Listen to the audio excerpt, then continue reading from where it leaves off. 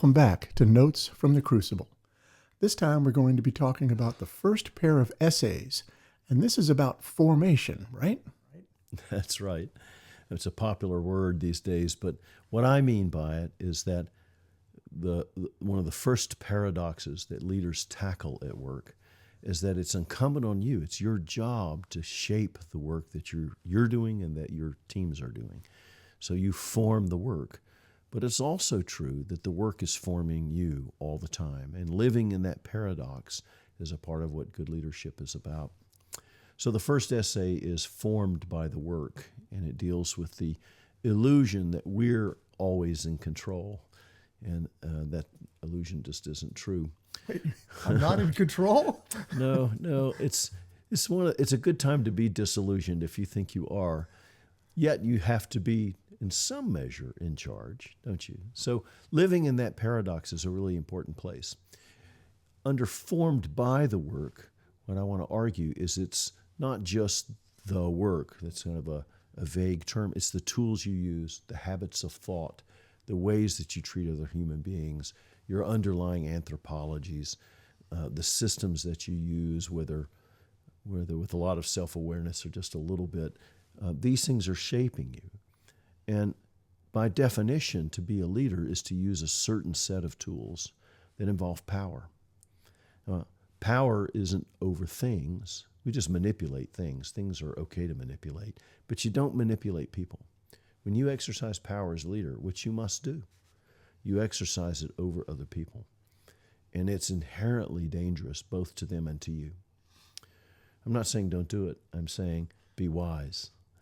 So formed by work is how do you go into that role where you know you're going to exercise power, sometimes, sort of out in the open, sort of naked power, but most often by fairly ordinary quotidian decisions you make every day about the systems and processes and how are you going to evaluate people and how are you going to share the resources, and the ordinary kinds of decisions are all power-laden for leaders.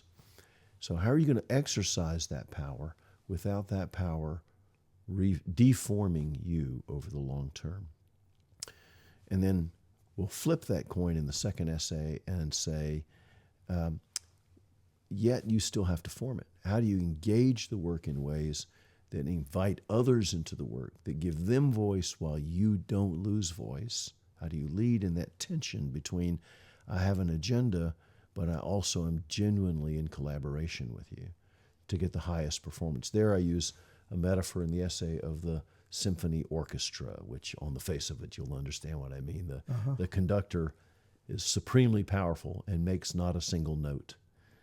It depends utterly on the competence of the rest of the orchestra. So these are the two sort of ideas in tension, and I think they'll be interesting to read and discuss for no matter what your role is.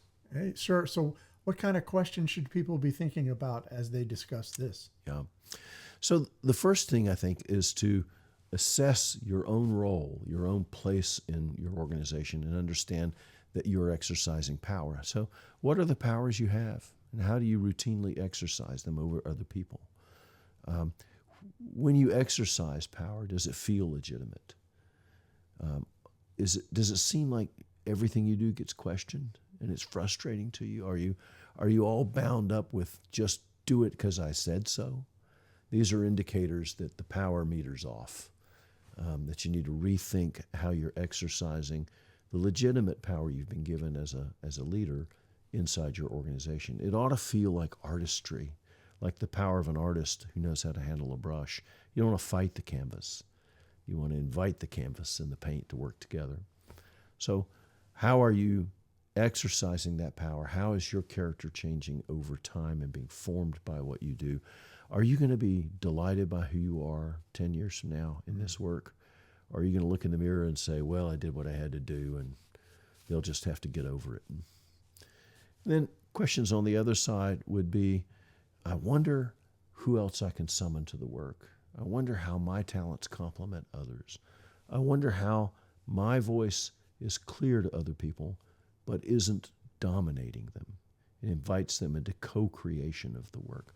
I wonder what's worth collaborating on and what isn't. In fact, the question that's most useful for people who are first sort of gaining their control, forming the work, is I wonder. Wonder ahead. Write the story forward. Have a meta-narrative, a larger story that you're trying to together shape the story of your organization into.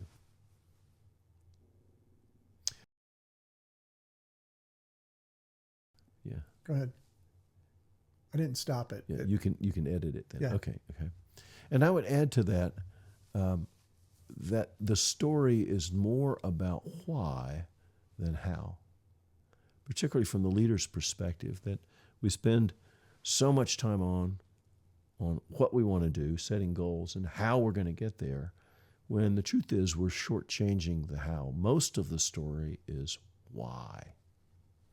If you have really clear why, if your working theories are right, if the values that underlie them are appealing and call out to people, if you know what difference you want to make in the world, what story you're writing together, then the how and the what become both negotiable and also much more easier to arrive at, and then revise if they don't fully work.